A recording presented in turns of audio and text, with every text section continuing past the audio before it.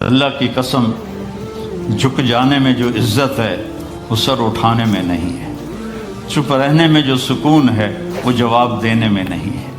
ایک عورت نے پوچھا، یا رسول اللہ میرے خامند کا میرے اوپر کیا حق ہے؟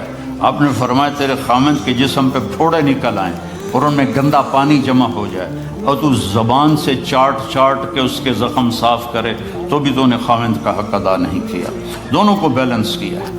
بہترین مسلمان وہ ہے جس کا بیوی کے ساتھ اچھا سلوک ہو۔ جب تک آپ کو صبر اور برداشت کرنا نہیں آئے گا آپ کی زندگی خوبصورت نہیں ہو سکتی۔ غصے کو پینا سیکھو، غصے کو دبانا سیکھو، غصے کے وقت چپ رہنا سیکھو تو آپ کی زندگی بڑی خوبصورت ہو جائے گی۔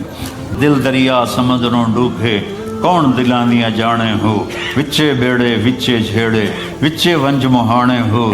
میرے نبی نے گھروں کو آباد کرنے کا ایک خوبصورت طریقہ بتایا کہ اس زبان پہ قابو کر لو، اس زبان پہ قابو کر لو، خاموش رہنا سیکھ لو۔ غصے کے بیوی کو غصہ چڑھ جائے تو خامند چپ کر جائے، خامند کو غصہ چڑھے تو بیوی چپ کر جائے تو آپ کا گھر خوبصورت رہے گا۔ اگر دونوں ہی آگ لگ گئی اور دونوں ہی بولنا شروع ہو گئے تو آپ بھی گئے، آپ کے بچے بھی گئے۔ اپنی زبان پہ قابو پانا سیکھو۔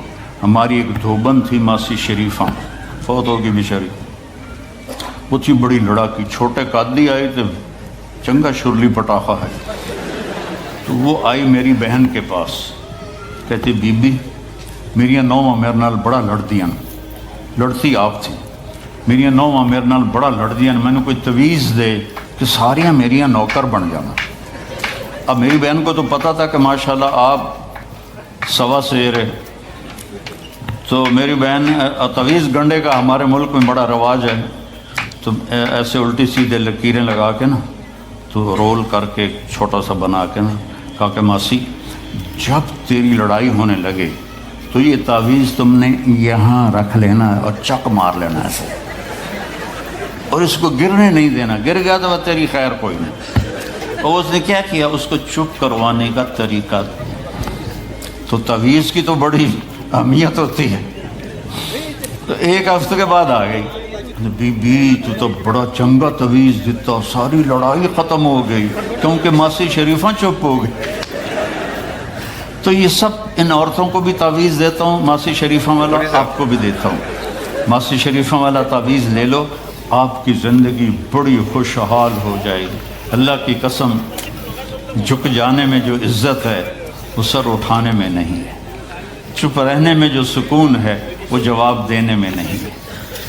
آپ خاموش رہنا سیکھو، آپ اپنے بچوں کو عزت دینا سیکھو، اپنے بچوں کو ٹائم دیا کرو۔ یہاں مرد کی بھی جاب ہے، عورت کی بھی جاب ہے، تو بچے نظر انداز ہوتے ہیں، ان کو ٹائم دو۔ میرے نبی نے فرمایا اکرموا اولادکم، اپنی اولاد کو عزت دو، اور آپ نے فرمایا خیرکم خیرکم لأہلہ، سب سے بہترین مسلمان وہ ہے جو بیوی سے اچھا سلوک کرے۔ اور ایک عورت نے پوچھا، یا رسول اللہ میرے خامند کا میرے اوپر کیا حق ہے؟ آپ نے فرمایا تیرے خامند کے جسم پہ پھوڑے نکل آئیں اور ان میں گندا پانی جمع ہو جائے اور تو زبان سے چاٹ کے اس کے زخم صاف کرے تو بھی تو نے خامند کا حق ادا نہیں کیا۔ دونوں کو بیلنس کیا ہے۔ بہترین مسلمان وہ ہے جس کا بیوی کے ساتھ اچھا سلوک ہو۔ آپ نے 11 شادیاں کی، یہ شوق کی نہیں تھیں، یہ اللہ کے حکم کی تھیں اور ہمیں زندگی سمجھانے کے لیے تھیں کہ آپ یہاں رہو یا کہیں اور جگہ رہو، جب تک آپ کو صبر اور برداشت کرنا نہیں آئے گا آپ کی زندگی خوبصورت نہیں ہو سکتی۔ غصے کو پینا سیکھو، غصے کو دبانا سیکھو، غصے کے وقت چپ رہنا سیکھو تو آپ کی زندگی بڑی خوبصورت ہو جائے گی، بہت حسین ہو جائے گی۔ زندگی اندر ہے، باہر نہیں۔ اب رولز رائس میں چڑھ کے کوئی اچھی زندگی نہیں گزار رہا ہے، لائف تو اندر ہے۔ دل دریا سمندروں ڈوبے کون دلانیاں جانے ہو، وچے بیڑے وچے جھیڑے وچے ونج مہانے ہو۔ یہ اندر ہے، لائف اندر ہے۔ اور کیا لطف انجمن کا جب دل ہی بجھ گیا ہو، جب اندر بجھا ہوا ہو تو پھر باہر کی چیزیں کوئی مزہ نہیں دیتی۔ عاصم کے مرنے کے بعد ہمیں کوئی شے اچھی نہیں لگتی، حالانکہ لائف ہر نعمت موجود ہے، سب کچھ موجود ہے۔ میرے بیٹے کا نام عاصم تھا جو فوت ہوا ابھی، جب 36 سال کی عمر میں، تو کوئی شے اچھی نہیں لگتی کہ اندر ویرانی آ گئی۔ یہ اندر میں خوشحالی ہو، اس کے لیے صرف ایک ہی دوا ہے، وہ ہے محمدی بننا اور محمدی اخلاق کو اختیار کرنا، اللہ کے نبی کے طریقے پر چلتے ہوئے اپنی جان سے لڑائی لڑنا۔ ایک ہمارا دوست تھے، وہ تبلیغ میں گئے تو ان کو داڑھی رکھنے کا شوق ہو گیا، اب بیوی ان کی رکاوٹ بنے کہ داڑھی رکھو گے تو مجھے طلاق دینی ہوگی۔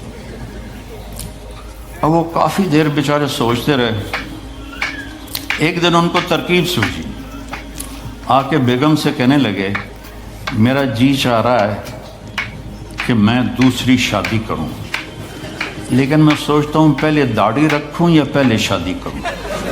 تو ان کی بیگم نے کہا پہلے داڑھی رکھ لو، پہلے داڑھی رکھ لو۔ تو ایسے اپنی بیگمات کو مناؤ پیار محبت سے۔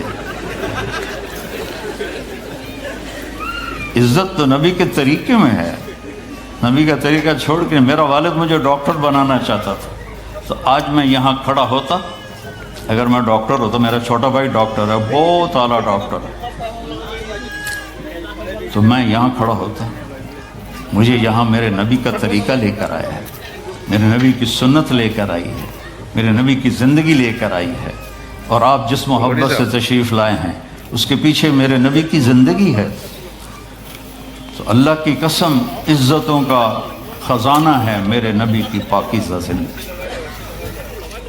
تو آپ نے ہمیں پوری زندگی گزار کے دکھایا۔ حضرت عائشہ کی دلداری فرما رہے ہیں، عائشہ انہو لیہون علی ان اریتک زوجتی فی الجنہ، عائشہ مجھے تو جب سے پتہ چلا ہے تو جنت میں میری بیوی ہے، میرے لیے تو مرنا ہی آسان ہو گیا ہے۔ بھلا جس نے رب کو دیکھا ہو اس کے لیے کسی اور کی حاجت رہ جاتی ہے؟ باقی یہ صرف دلداری کے لیے تھا۔ ایک دوسرے کی تعریف کرو، ایک دوسرے کے لیے اظہار محبت کرو۔ آج کا ماحول ایسا ہے، بیگم سے کہو گے آئی لو یو، کی خیرت ہے کی ہے، وہ تم سے کہے گی آئی لو یو تو تم بھی پوچھو گے خیرت ہے، کوئی چکر تو نہیں آ رہے۔ اظہار کرو، اظہار محبت کرو، اس سے آپ کے پاؤنڈنگ ہوگی۔ اولاد کو ماں باپ سمجھتے ہیں بس ہماری اولاد ہے، ہمیں ان سے پیار ہے، ان کو عزت دو، ان سے اظہار محبت کرو۔ ڈاکٹر عبدالحی صاحب ایک بڑے بزرگ گزرے ہیں، وہ اپنے ایک مرید کے ہاں کھانے پہ گئے تو پوچھنے لگے کھانا کس نے بنایا؟ تو مرید نے کہا جی میری بیگم نے بنایا، تو اس کو بلاؤ۔ ان کی بیگم آ گئی تو فرمانے لگے بیٹی آپ کا کھانا کھایا بہت ہی اچھا تھا، بہت مزے کا تھا۔ وہ رونے لگی دھاڑ دھاڑ، تو وہ ڈاکٹر صاحب پریشان ہو گئے کہ بیٹی خیریت تو ہے، کیا ہوا؟ تو وہ کہنے لگی حضرت آپ کے مرید کے پاس مجھے 30 برس ہو گئے، 30 سال، کبھی ایک دن اس نے میری کسی چیز کی تعریف نہیں کی۔ تو اظہار کرو، اظہار کرو۔ حضرت فاطمہ وہاں سے دروازے میں داخل ہو رہی ہیں، آپ کمرے میں بیٹھے ہوئے ہیں یا لیٹے ہوئے ہیں یا کرسی پر ہیں یا زمین پر ہے، جو ہی حضرت فاطمہ تھے تو ایسے تیزی سے آگے بڑھتے تھے، وہیں نہیں کھڑے رہتے تھے، اور ایسے حضرت فاطمہ کا ہاتھ پکڑ لیتے تھے اور اس کو یہاں بوسہ دیتے تھے، وہ کبھی ماتھے کا بوسہ لیتے تھے، پھر ہاتھ پکڑے پکڑے ان کو ایسے لاتے اور چارپائی پہ بٹھاتے، اس کے بعد خود بیٹھتے تھے۔ یہ میرے نبی کی عزت ہے اولاد کے ساتھ، یہ عزت دو، وہ تمہارے رہیں گے، تمہارے بن کے چلیں گے، ان کو نصیحت کی ضرورت نہیں ہے، ان کو تمہارے پیار کی ضرورت ہے۔ اور جب اللہ کے نبی حضرت فاطمہ کے گھر جاتے تو حضرت فاطمہ یہ کرتی تھی، وہ کھڑی ہو جاتی، آگے بڑھ کر اللہ کے نبی کے ماتھے کا بوسہ لیتی، پھر ان کا ہاتھ پکڑ کے ان کو چارپائی پہ بٹھاتی پھر خود نیچے بیٹھتی تھیں۔ اظہار بہت بڑی دوا ہے، بہت بڑی غذا ہے۔ انسان محتاج ہوتا ہے اچھے کیے کہ وہ تعریف چاہتا ہے، خوشامد نہیں ہے، خوشامد حرام ہے، اور تعریف واجب ہے کہ اس کی حوصلہ افزائی کرو۔ تو یہ آپ کے بڑے گھر سے اور بڑی گاڑیوں سے آپ کی زندگی خوبصورت نہیں بنے گی، نبی پاک صلی اللہ علیہ وسلم کی مبارک زندگی کو اپنانے سے آپ کی زندگی خوبصورت بنے گی۔ باقی سب دھوکہ ہے، میرے رب کی قسم، سب فریب ہے۔ کچھ سال پہلے یہاں سے کوئی بڑے تاجر کی بیگم گئیں وہاں لاہور، تو مجھے انہوں نے ملنے کی خواہش ظاہر کی، تو ملانے والے نے کہا کہ یہ خاتون کے جو خامد ہیں وہ پاؤنڈ میں اربوں پتی ہیں، پاؤنڈ میں۔ تو ٹھیک ہے، وہ آ گئی اور آ کے رونا شروع کر دیا کہ لوگ مجھے سمجھتے ہیں میں بڑی خوش قسمت ہوں، بڑی دولت ہے، بڑی گاڑیاں ہیں، لیکن میں سب کو کیا کروں، میرے خامد کا سلوک ہی اچھا نہیں۔ ہر شے اس نے زیرو کر دی کہ سلوک اچھا نہیں۔ اس کے چند دن بعد ایک اور واقعہ پیش آیا۔ ایک نوجوان میرے پاس آیا کہ حضرت اللہ نے دنیا